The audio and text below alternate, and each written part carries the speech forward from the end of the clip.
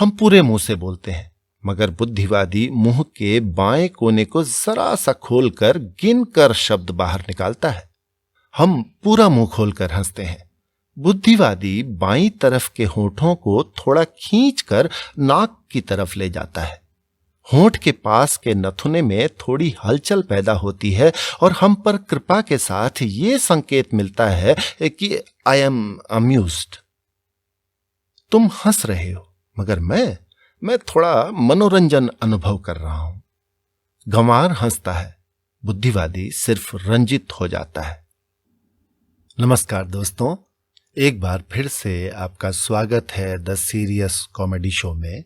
और आज मैं प्रस्तुत कर रहा हूं हरिशंकर परसाई जी का एक व्यंग बुद्धिवादी। यह व्यंग उनकी पुस्तक अपनी अपनी बीमारी में संकलित है।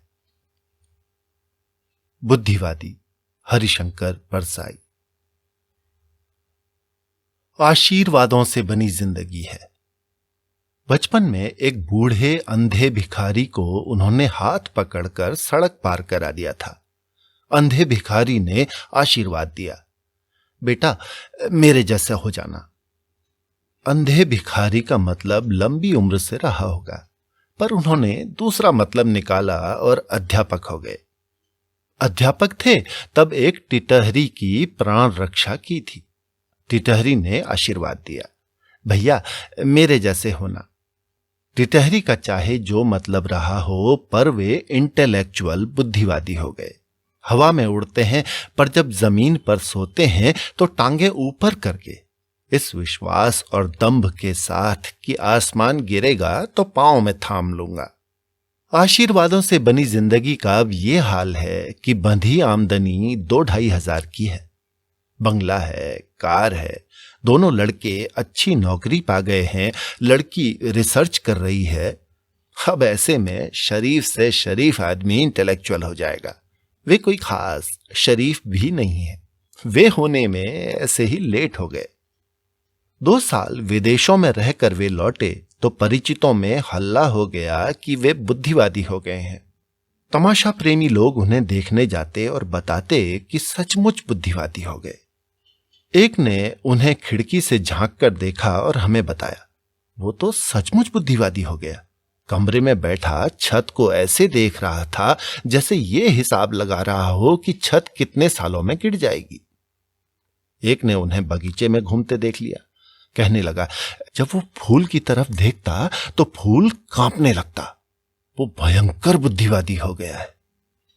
एक दिन हम उनसे मिलने पहुंचे, मैं और मेरा एक मित्र। फोन पर उन्होंने आधे घंटे बाद आने को कहा था। हम उन दिनों पूर्वी बंगाल के तूफान पीड़ितों के लिए चंदा इकट्ठा कर रहे थे। सोचा बुद्धिवादी को देख भी लेंगे और कुछ चंदा भी ले लेंगे। उनके कमरे में हम घुसे। सचमुच वे बदल गए थे। काली फ्रेम का चश्मा निकल गया था, उसकी जगह पतली सुनहरी फ्रेम का चश्मा वे लगाए थे। आंखों की चमक और फ्रेम की चमक एक दूसरी को प्रतिबिंबित करके चकाचौंध पैदा कर रही थी। मुद्रा में स्थायी खिन्नता दुखदाई होती है, मगर उनके चेहरे पर सुखदाई खिन्नता थी। खिन्नता दुनिया की दुर्दशा पर थी। उसमें सुख का भाव इस गर्व से मिला दिया था कि मैंने इस दुर्दशा को देख लिया। बाईं तरफ का नीचे का होंठ कान की तरफ थोड़ा खिंच गया था, जिससे दोनों होठों के बीच थोड़ी जगह हो गई थी। स्थायी खिन्नता वो लगातार चिंतन से ऐसा हो गया था। पूरे मुंह में वही एक छोटी सी सेंध थी जिसमें से उनकी वाणी निकलती थी, बाकी मुंह बंद रहता था। हम पूरे मुंह से बोलते हैं, मगर बुद्धिवादी मुंह के बाएं कोने को जरा सा खोलकर गिनकर शब्द बाहर निकालता है। हम पूरा मुंह खोलकर हंसते हैं। बुद्धिवादी बाईं तरफ के होठों को थोड़ा खींचकर नाक की तरफ ले जाता है। होंठ के पास के नथुने में थोड़ी हलचल पैदा होती है और हम पर कृपा के साथ ये संकेत मिलता है कि आई एम अम्यूज्ड। तुम हंस रहे हो, मगर मैं थोड़ा मनोरंजन अनुभव कर रहा हूं। गंवार हंसता है, बुद्धिवादी सिर्फ रंजित हो जाता है। टेबल पर 5-6 किताबें खुली हुई उल्टी इस तरह पड़ी हैं जैसे पढ़ते पढ़ते लापरवाही से डाल दी हों, पर वे लापरवाही से ऐसे छोड़ी गई हैं कि हर किताब का नाम साफ दिख रहा है। किताबों की समझदारी पर मैं न्यौछावर हो गया।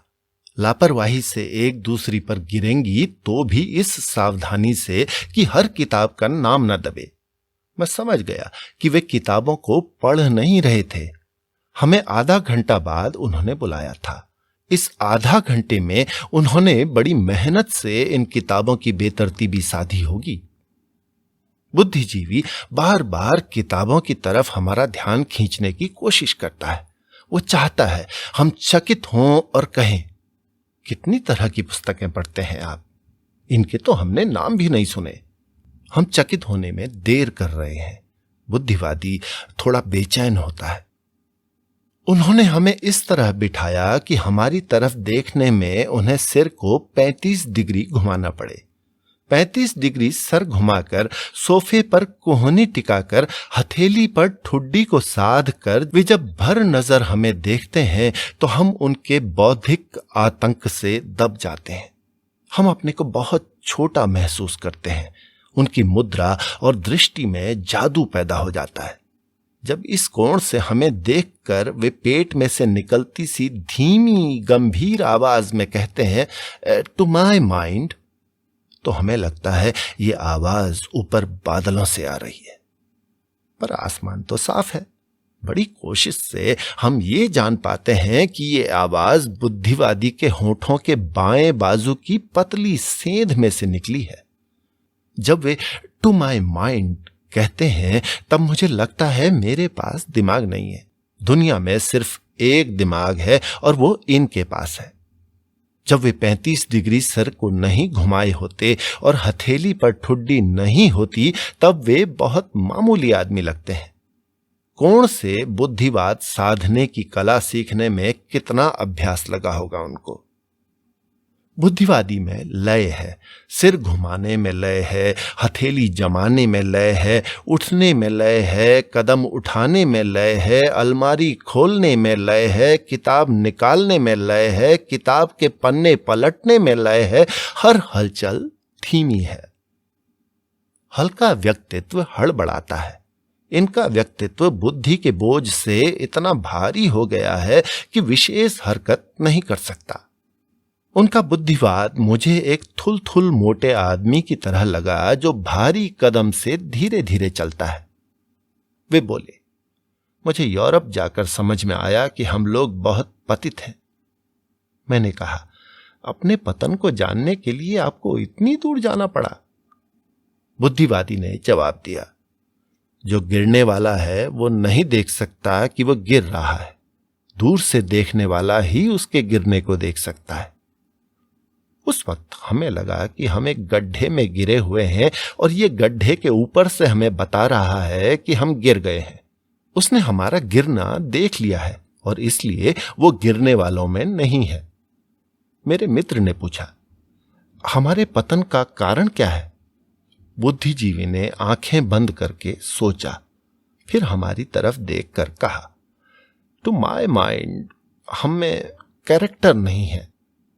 अपने पतन की बात उन्होंने इस ढंग से कही कि लगा उन्हें हमारे पतन से संतोष है। अगर हम पतित न होते तो उन्हें ये जानने और कहने का सुयोग कैसे मिलता कि हम गिरे हुए हैं और हमारा गिरना वे साफ देख रहे हैं। साथी ने अब मुद्दे की बात कहना जरूरी समझा। बोला, पूर्वी बंगाल में तूफान से बड़ी तबाही हो गई है। उसने मृत्यु, बीमारी, भूखमरी की करुण गाथा सुना डाली। बुद्धिवादी सुनता रहा। हम दोनों असर का इंतजार कर रहे हैं। असर हुआ। बुद्धिवादी ने मुंह के कोने से शब्द निकाले, हां, मैंने अखबार में पढ़ा है। उस वक्त हमें लगा कि पूर्वी बंगाल के लोग कृतार्थ हो गए कि उनकी दुर्दशा के बारे में इन्होंने पढ़ लिया। तूफान सार्थक हो गया। बीमारी और भूखमरी पर उन्होंने बड़ा एहसान कर डाला। मैंने कहा, हम लोग उन पीड़ितों के लिए धन संग्रह करने निकले हैं। हम चंदा लेने आए थे और वे समझे हम ज्ञान लेने आए हैं। उन्होंने हथेली पर ठुड्डी रखी और उसी मेघ गंभीर आवाज में बोले, टू माय माइंड प्रकृति संतुलन करती चलती है। पूर्वी बंगाल स्थान की आबादी बहुत बढ़ गई थी। उसे संतुलित करने के लिए प्रकृति ने तूफान भेजा था। इसी बीच पूर्वी बंगाल में उनकी सहायता के अभाव में एक आदमी और मर गया होगा। अगर कोई आदमी डूब रहा हो तो वे उसे बचाएंगे नहीं, बल्कि सापेक्षिक घनत्व के बारे में सोचेंगे। कोई भूखा मर रहा हो तो बुद्धिवादी उसे रोटी नहीं देगा। वो विभिन्न देशों के अन्न उत्पादन आंकड़े बताने लगेगा। बीमार आदमी को देखकर वो दवा का इंतजाम नहीं करेगा। वो विश्व स्वास्थ्य संगठन की रिपोर्ट उसे पढ़कर सुनाएगा। कोई उसे अभी आकर खबर दे कि तुम्हारे पिताजी की मृत्यु हो गई तो बुद्धिवादी दुखी नहीं होगा। वो वंश विज्ञान के बारे में बताने लगेगा। हमने चंदे की उम्मीद छोड़ दी। अगर हमने बुद्धिवादी से चंदा मांगा तो वो दुनिया की अर्थव्यवस्था बताने लगेगा। अब हमने अपने आप को बुद्धिवादी को सौंप दिया। वो सोच रहा था, सोचकर बड़ी गहराई से वो खोज कर लाया वो सत्य जिसे आज तक कोई नहीं पा सका था। बोला, to my mind our greatest enemy is poverty. मेरे विचार में हमारा सबसे बड़ा शत्रु गरीबी है। एक वाक्य सूत्र के रूप में कहकर बुद्धिवादी ने हमें सोचने के लिए वक्त दे दिया। हमने सोचा, खूब सोचा, मगर गरीबी की समस्या के हल के लिए फिर बुद्धिवादी की तरफ लौटना पड़ा। मैंने पूछा, गरीबी दुनिया से कैसे मिट सकती है? बुद्धिवादी ने कहा, मैंने सोचा है, पूंजीवाद और साम्यवाद दोनों मनुष्य विरोधी हैं। ये दोनों गरीबी नहीं मिटा सकते।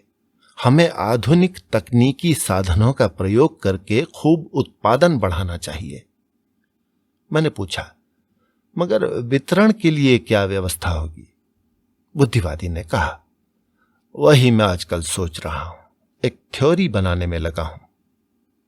मनुष्य जाति की तरफ आशा की एक किरण बढ़ाकर बुद्धिवादी चुप हो गया। मेरे साथी ने कहा, हमें समाज का नवनिर्माण करना पड़ेगा। बुद्धिवादी ने फिर हम दोनों को घूर कर देखा। बोला, समाज का पहला फर्ज यह है कि वो अपने को नष्ट कर ले। Society must destroy itself. ये जाति, वर्ण और रंग के ऊंच नीच के भेदों से जर्जर समाज पहले मिटे, तब नया बने। सोचा पूछूं, सारा समाज नष्ट हो जाएगा तो प्रकृति को मनुष्य बनाने में कितने लाख साल लग जाएंगे? मैंने पूछा नहीं। ये सोचकर संतोष कर लिया कि सिर्फ मैं समझता हूं, यह एहसास आदमी को नासमझ बना देता है। बुद्धिवादी मार्क्सवादी की बात कर लेता है, फ्राइड और आइंस्टाइन की बात कर लेता है, विवेकानंद और कन्फ्यूशियस की बातें कर लेता है। हर बात कहकर हमें उसे समझने और पचाने का मौका देता है। वो जानता है ये बातें हम पहली बार सुन रहे हैं। हम पूछते हैं, फिर दुनिया की बीमारी के बारे में आपने क्या सोचा है? किस तरह ये बीमारी मिटेगी? वो आंख बंद कर लेता है, सोचता है। हम बड़ी बात सुनने के लिए तैयार हो जाते हैं। बुद्धिवादी कहता है, ultimately I have to return to Gandhi. आखिर मुझे गांधी की तरफ लौटना पड़ता है। लव, प्रेम। बुद्धिवादी अब क्रांतिकारिता पर आ गया है। कहता है, स्टूडेंट पावर, यूथ पावर। हमें अपने समाज के युवा वर्ग को आजादी देनी चाहिए। वही पलटेंगे इस दुनिया को, वही बदलेंगे। जो कौम अपने युवा वर्ग को दबाती है वो कभी ऊपर नहीं उठ सकती। ये किताब देखिए प्रोफेसर मार्क्यूस की, ये कोहन बेंडी की किताब। बुद्धिवादी गंभीर हो गया। उसने अंतिम सत्य कह दिया। हम उठने की तैयारी करने लगे। इसी वक्त नौकर ने एक लिफाफा लाकर उन्हें दिया। बुद्धिवादी चिट्ठी पढ़ने लगा। पढ़ते पढ़ते उसमें परिवर्तन होने लगे। 35 डिग्री का सर का कोण धीरे धीरे कम होने लगा। बुद्धिवादी सीधा बैठ गया। होंठ की मरोड़ मिट गई। आंखों में बैठी बुद्धि गायब हो गई। उसकी जगह परेशानी आ गई। चेहरा सपाट हो गया, सांस जोर से चलने लगी। बुद्धिवादी निहायत बौड़म लगने लगा। बुद्धिवादी ने चिट्ठी को मुट्ठी में कस लिया, चश्मा उतार लिया। हम नंगी आंखों को देख रहे थे, वे बुझ गई थीं। चमक चश्मे के साथ ही चली गई थी। दम्भ शायद मुट्ठी में चिट्ठी के साथ दब गया था। मैंने कहा, आप परेशान हो गए हैं, सब खैर तो हैं? बुद्धिवादी हतप्रभ था। वो हमारे सामने अब उस असहाय बच्चे की तरह हो गया जिसका खिलौना बाल्टी में गिर गया हो। गहरी सांस लेकर बुद्धिवादी ने कहा, यह जमाना आ गया। मैंने पूछा, क्या हो गया? बुद्धिवादी ने कहा, लड़की अपनी मौसी के घर लखनऊ गई थी, वहीं उसने शादी कर ली, हमें पता तक नहीं। मैंने पूछा, लड़का क्या करता है? इंजीनियर है। मैंने कहा, फिर तो अच्छा है। बुद्धिवादी उखड़ पड़ा, क्या अच्छा है? मैं उसे जेल भिजवा कर रहूंगा। हमारे सामने एक महान क्षण उपस्थित था। मनुष्य जाति के आंतरिक संबंधों के बारे में कोई महान सत्य निकलने वाला है उनके मुख से। अब उनका मुंह पूरा खुलने लगा है। चश्मा लगाए वे तब होठों के संपुट के कोने से गुरु गंभीर आवाज निकालते थे, अब पूरा मुंह खोलकर बोलते हैं। बुद्धिवादी इस स्थिति का क्या विश्लेषण देता है? यूथ पावर, स्त्री पुरुष संबंधों की बुनियाद, विवाह की स्वतंत्रता। हम उनके मुंह की तरफ देखते हैं। उनकी परेशानी बढ़ती जाती है। चिट्ठी को वे लगातार भींच रहे हैं। वे शायद पत्नी को ये खबर बताने को आतुर हैं, पर हम ये जानने को आतुर हैं कि इतनी अच्छी शादी को लेकर वे परेशान क्यों हैं। जरूर इसमें कोई महान दार्शनिक तथ्य निहित है जो सिर्फ बुद्धिवादी समझता है। मैंने कहा, अरे लड़का लड़की बड़े हैं, शादी मौसी के यहां हुई, वर अच्छा है, फिर आप दुखी और परेशान क्यों हैं? हम जिज्ञासुओं को वो रहस्य बताइए ताकि हम जीवन के प्रति बुद्धिवादी दृष्टिकोण अपना सकें। उन्होंने नंगी बुझी आंखों से हमारी तरफ देखा, फिर अत्यंत भरी आवाज में कहा, वो लड़का कायस्थ है ना?